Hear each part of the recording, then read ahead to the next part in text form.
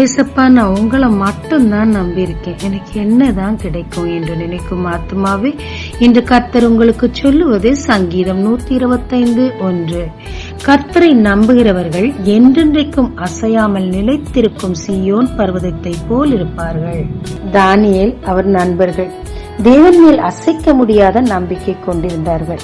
சூழ்நிலை மாறியது, அக்னி சூளை, சிங்க கெபி, ஆனாலும் அவர்கள் நம்பிக்கை அசையவே இல்லை.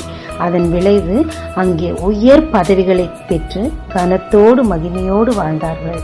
ஆமாங்க, ஏசப்பா மேல நம்ம அதிக நம்பிக்கையா தான் இருப்போம்.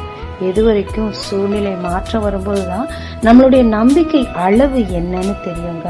சூழ்நிலை எதுவா வேணா இருக்கட்டுமே, அவர் கொடுத்த வாக்கை முற்றிலும் நம்புங்க. தேவன் உயர் தலங்களில் உங்களை நடத்துவாருங்க. ஜெபிக்கலாமாங்க. சூழ்நிலை எப்படி மாறினாலும் மேல் வைத்த நம்பிக்கை அசையாமல் இருக்க எனக்கு கிருபை தாரும்.